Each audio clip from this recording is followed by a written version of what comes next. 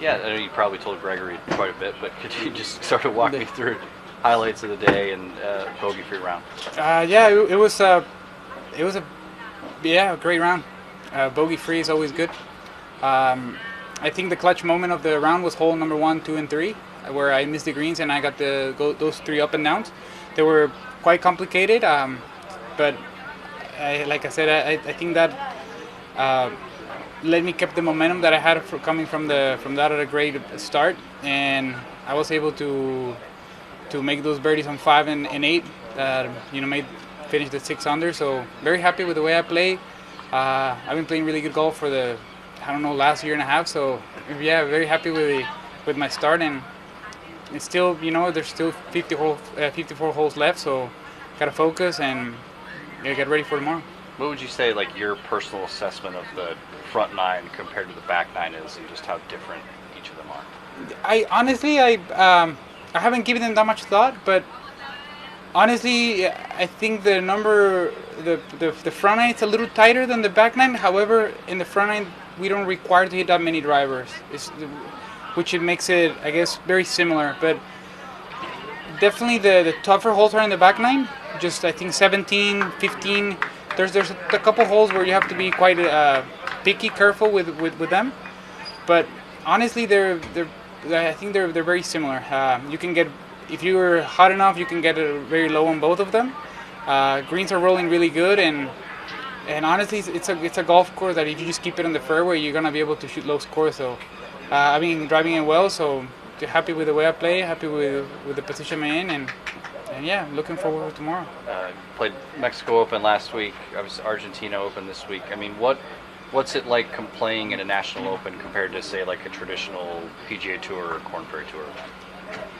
It's definitely different. I guess it's like, I don't know, maybe in South America, because we don't, or Latin America, we don't have that many golf tournaments. So I guess the Opens of each country, they just become somewhat special, especially to the people that they're from the country. Like, I know here in Argentina, golf is sort of a, they live it very well. Like they really feel the sport, the tradition, and everything around it. And I know the Argentinian Open is one of the most, I guess, respected Opens in the world. So the Mexico Open is a little bit of the same. Like, for us, it's always been a special tournament.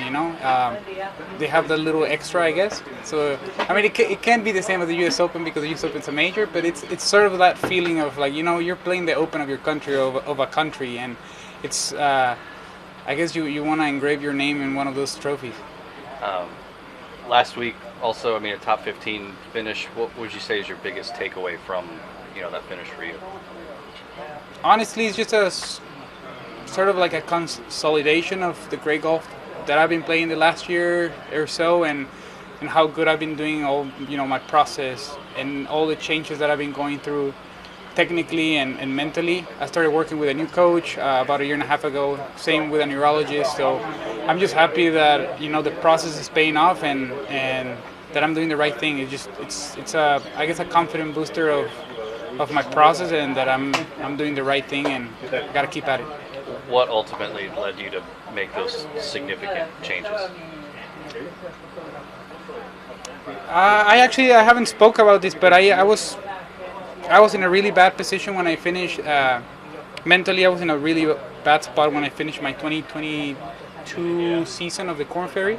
When I lost my card, I was in a hole, and I sort of, I guess, I wanted to destroy everything that I created at that point. And that's sort of like the decision that led me to switch my coaches and my neurologist and everything. And honestly, looking back, I know that my old coach, he wasn't the problem, or he's a great golf coach, and I will be forever grateful for the work that we put in for, I think it was 12 years that we worked together. His name is Justin Pointer, and I love him, and I think with him I could be able to be playing this kind of golf, or even better. But it's just, I guess, I needed that change mentally, and it worked out. It honestly took me a couple months to get out of out of that vicious cycle that I was in mentally, and it took me, like I said, a couple months to fully take responsibility of the actions and everything that I put myself in order to be in that position, and I guess it made me a better person, made me a better player, and yeah, happy. I'm much better now and happy to be here. You mentioned majors as well. What does it mean to you to have the opportunity to compete for a major exemption this week? Oh, it's awesome. I guess that's kind of what makes it very special about the Argentina Open. It's been, I don't know how many years since they've given an open exemption, and yeah, it's special. It's special. We don't get often to play, qualify for a major, so it makes it that a little extra special. And I'm just super grateful that the Argentina Open, they switched to a Korn Ferry event this year. And yeah, I'm just happy to be here and very grateful for everybody that makes this possible. I know there's a bunch of sponsors and a bunch of very private club, and I know the members are giving up their beautiful golf course for a week. So I'm just very grateful for all those people that make it possible.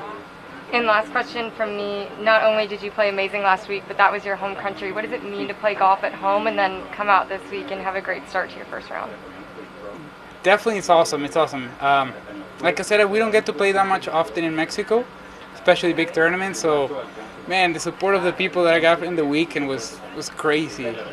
I guess I've never experienced something like that. It was every single hole starting on Saturday was probably more than 100, 150 people in each hole. And I mean, to me, I know like for some other players, it's not big, but I was hitting it to, I don't know, 30, 50 feet, and the people were just roaring, and it was awesome. It was awesome. It was a little bit bittersweet that I didn't have the weekend that I guess everybody would want it, and myself too. But just very happy with the way that people responded and came out to support me, and to have that experience, to play like that. And I know I was a one shot away from top 10 and being in West Palm this week, but just very happy with that I had the opportunity to be there, and just grateful for all the support that I got.